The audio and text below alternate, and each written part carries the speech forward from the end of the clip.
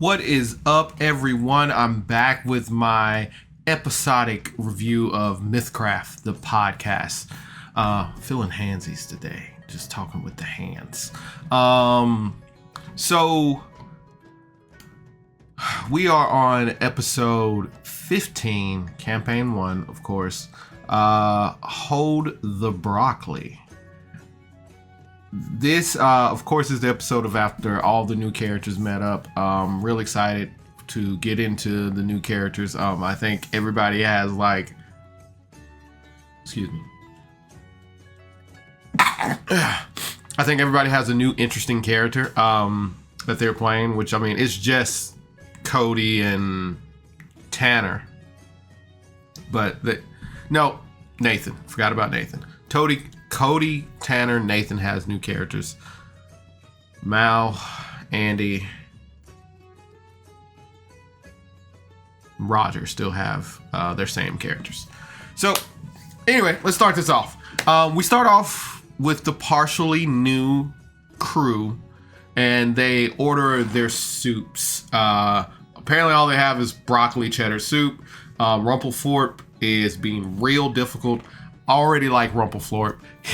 It reminds me of that at one episode of Courage the Cowardly Dog where it's just like, I want more cheese, less mac and cheese, and more cheese, more mac. But Rumpaflorp doesn't want broccoli in his broccoli cheddar soup. He just wants the cheddar. And then a couple other people ordered it like that. Gordon starts a whole just a bowl of cheese. I know a lot of people who would love that. Eventually they start talking, hanging out, getting to know each other. Gordon says a chant. And mentioning the cult of the Illuminati, and some people take note of that and immediately leave the bar after that. Rumpaflorp, man, this little dude, Cody does a really good job of playing a crazy gnome.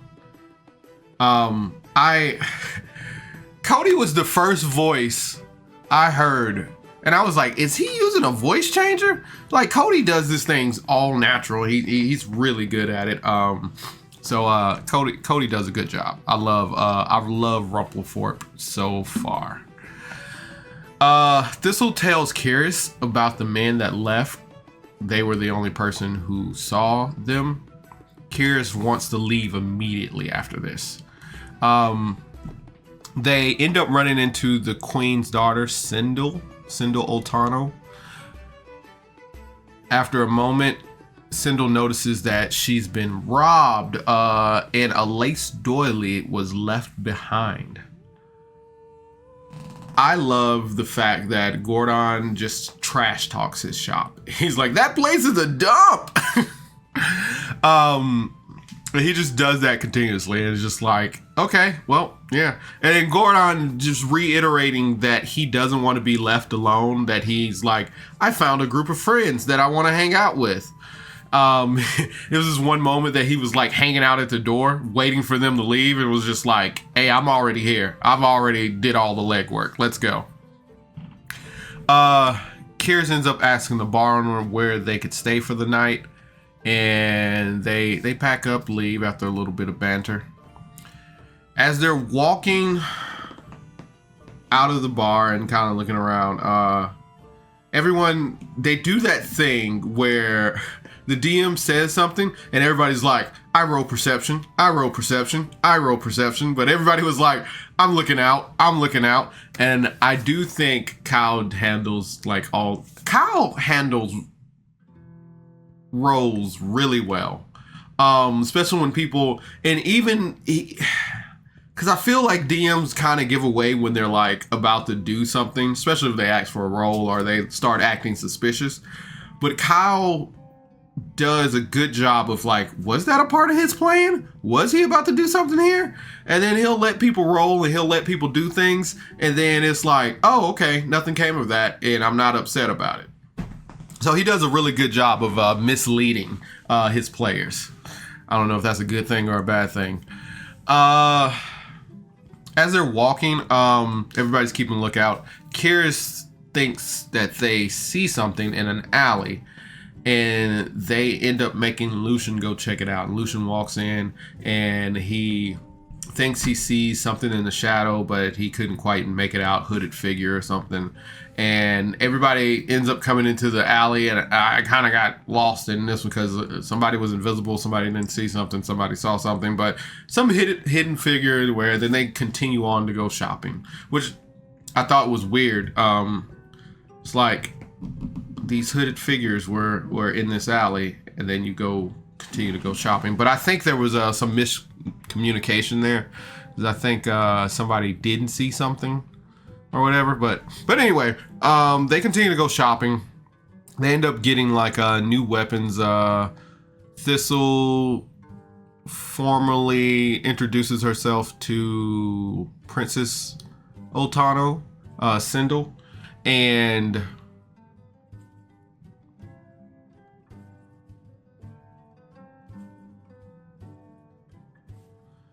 Cindel ends up buying arrows but no bow, and I think Toman bought some weapons and Gordon bought weapons, and they all just kind of resupplied. They had money that the dean gave them at the college to kind of get them to go to Gordon's shop, but then they ended up buying something else from somewhere else. That's funny. I didn't even think about that. They had money to go get stuff from Gordon, and then they were like, oh, let's just go buy some real stuff.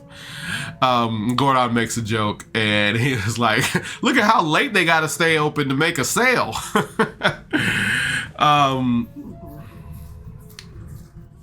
They start heading to the inn that they were supposed to stay at that night, and as they are walking through an alley, 3 people walk out of the shadows. They immediately confirm that they stole the money from Cindel, which I think is really stupid, because they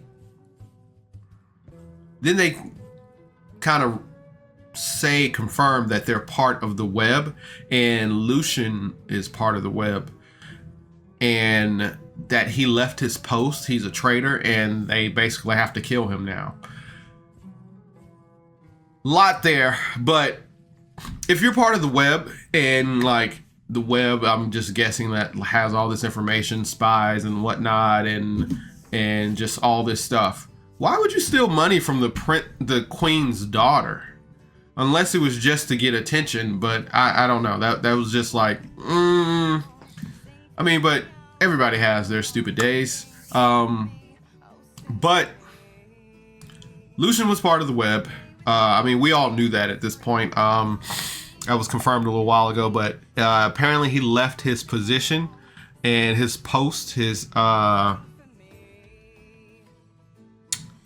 and he apparently has to answer for that. And as Kyle asks for everyone to roll initiative, that's where the episode ends. I like this episode. It was funny in the beginning. It was leaning into some lore for Lucian. Everybody's getting to know each other. There's reasons for them to hang out. There was one point where Toman was like, oh, this is the queen's daughter, so if I help her, she'll owe me a favor or money. So reiterating that Toman's a mercenary. Rumpaflorp, can't really figure him out right, but I think Cody likes the mysterious, like, you don't really know that much about my character, then later on I'm just gonna dump all this important information on you at once and never talk about it again. But and then Gordon Gordon just doesn't want to be left alone, and I respect that so much.